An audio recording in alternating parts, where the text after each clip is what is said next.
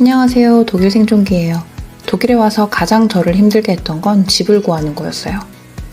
제가 독일에 와서 맡았던 포지션이 해외 출장이 꽤 많아서 어쩌면 다른 분들보다 조금 더 걸렸을 수 있지만 저 6개월 걸렸거든요. 다른 분들 얘기 들어봐도 집 구하는 거 쉬웠지 라고 이야기하는 분은 한 번도 보지 못했어요.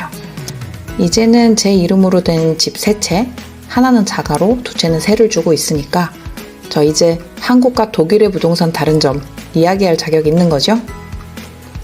자, 한국 사정에 빗대어 생각해 보자고요. 한국에서 집을 구하려고 해요. 어떻게 해야 되나요? 이사하고자 하는 곳에 부동산 하나쯤은 다 있잖아요. 여기서 부동산은 집 구해주는 부동산이요. 거기 들어가서 물어보면 대충 기준이 나오죠. 이곳 시세는 어떻게 되는지, 원하는 조건, 전세 혹은 월세 얼마는 어떻게 되는지, 그래서 개중에 빈집이 있으면 바로 볼 수도 있어요. 그렇게 감을 잡으면 보금자리를 구하게 되지요. 물론 입주 날짜에 조율은 있을 수 있지만 집을 구하는데 반년이 걸린다는 건 상상할 수 없는 일이잖아요. 여기서 자녀 문제는 일단 배제할게요. 어린이집, 학군 이런 것들을 고려하지 않는다는 가정하에요. 그러면 도대체 왜 독일에서 첫 집을 구할 때 이렇게 어렵게 느껴지는 걸까요? 그리고 느껴졌었던 걸까요? 저는 이렇게 3가지로 정의를 해요. 첫 번째, 다른 시간의 개념 때문이에요. 앞서 말씀드린 것처럼 우리는 한국에서 원하면 어디든지 들어가서 물어볼 곳이 있잖아요. 여기는 그렇지 않아요. 운이 좋아. 혹은 독일어로 내가 원하는 집을 충분히 설명할 수 있고 우리 동네에 또 부동산 같이 보이는 그런 곳을 발견했다고 해요.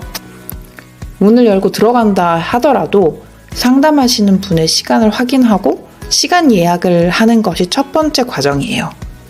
막상 제 앞에 사람이 앉아 있는데 즉흥적으로 그 사람의 시간을 얻을 수는 없는 거거든요. 예약 안 했잖아요. 근데 저도 처음에는 그게 얼마나 화가 나던지요. 나와 네가 여기 이 자리에 있는데 이게 무슨 소리냐 싶은 거죠. 근데 이건 제가 성격이 여간 급한 게 아니라서 아직까지도 절대 적응되지는 않지만 지금은 머리로 이해하고 계산해서 그 시간까지는 허벅지 꼬집으며 기다릴 수 있는 그런 경지에 올랐답니다. 두 번째, 세입자의 권리 때문에 잔뜩 쫄아있는 임대인 때문이에요. 독일은 세입자의 권리가 굉장히 세요. 이건 월세 안 내고 집을 엉망으로 쓰고 해도 집 주인이 세입자를 나가게 하는 게 너무너무 어려워서 이런 거에 하늘의 별 따기라는 표현을 할 정도니까 할 말 다 했죠. 실제로 제 지인이 대출을 너무 끼고 집을 구매하는 바람에 급하게 세입자를 구했는데 그러니까 이제 제대로 확인을 안 한 거죠. 근데 정말 어마어마한 사람이 들어왔어요. 인터넷 신호가 안 들어온다. 여기 무슨 인터넷 신호가 안 들어오는 건 집주인의 문제가 아니죠.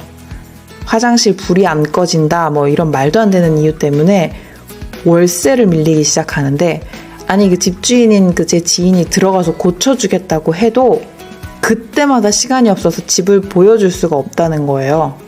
또 여기는 세입자 동의 없이는 집에 들어갈 수가 없거든요. 경찰한테 연락해도 안 돼요, 그건. 그래서 정말 생으로 시간을 날리고 거의 1년 만에 겨우겨우 변호사 써서 내보냈어요. 월세고 뭐고 이거는 받고 말고가 아니라 일단 그 사람 내보내는데 1년이 걸렸다는 거예요. 그 피 말리는 시간 상상이 되시나요? 어쨌든 짧게 줄여서 말하면 잘못된 세입자를 만나면 정말이지 너무나도 큰일 난다는 말씀이에요. 그러니까 어떻겠어요? 외국인이 와서 집을 들어오겠다 하면 옳다구나 집을 내주겠어요? 들어왔다가 집 엉망으로 쓰면 어떡해요? 하물며 또 짧게 왔다가는 주재원 같은 사람이라면 제 위치가 그랬었죠.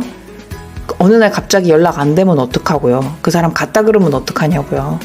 그러니까 임대인들은 웬만하면 내가 안심할 수 있는 사람한테 집을 내주고 싶어 한다는 이야기예요. 그러다 보니 또 빨리 구하려고 하다 보면 나쁜 임대인한테 걸릴 수도 있는데 제 예를 들면 제가 그렇게 힘들게 6개월 만에 구했던 그 집 주인을 제가 결국에는 고소했고 그리고 승소했어요. 이 이야기는 보험 이야기로 다시 들려드릴게요. 저는 정말 파란만장했답니다. 세 번째, 칼트미테, 밤미테라는 다른 방식의 월세 때문이에요. 독일은 전세의 개념이 없어요. 사실 저는 미국, 중국, 베트남을 거쳐서 지금은 독일에 있는데 사실 그 어느 나라에서도 전세 개념은 없더라고요. 부동산으로 목돈 구하기는 정말이지 한국이 브라보예요. 자, 그래서 독일은 월세로 가는데 또 이게 월세가 얼마다 하면은 그것만 있는 게 아니에요. 혹시 발생할지도 모르는 비용을 미리 내야 되거든요. 물론 남으면 돌려줘요. 이게 무슨 뚱딴지 같은 얘기냐고요? 자, 다시 독일의 월세는 칼트미테, 밤미테라는 걸로 나뉘어요. 쉽게 말하면 밤미테는 월세의 최대 버전인 겁니다. 어렵다고요? 알아요. 칼트미테가 700유로인 방을 찾는다고 해요. 그런데 그 옆에 밤미테가 1000유로라고 써있단 말이에요. 그러면 대체 월에 내야 되는 돈이 얼마인 걸까요? 네, 일단 월에 내는 금액은 1000유로예요. 밤미테죠. 그럼 왜 700유로 적어놨냐고요?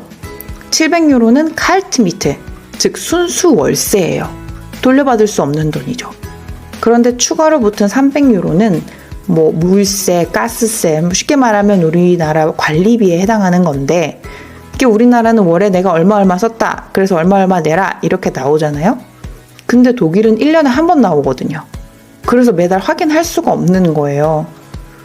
그러니까 지난 3년을 기준으로 평균으로 잡은 관리비를 월로 나눠가지고 대략적인 금액을 미리 월별로 지불하도록 하는 거죠. 그러면 임대인 쪽에서도 그런 나중에 받지 못한 금액에 대한 부담이 없고 세입자의 경우에도 나중에 큰 돈을 한 번에 내야 될 그런 부담이 줄어드는 거죠. 그래서 뭐 만약에 내가 집에서 씻지도 밥을 해먹지도 난방도 없이 막 그렇게 사는 야인이다 하시는 분들은 이 금액은 연말에 싸그리 돌려받으실 수 있는 거예요. 300유로라는 그 네빈코스트 관리비의 경우에요. 근데 또 그 반대의 경우는 더 낼 수도 있는 거고요.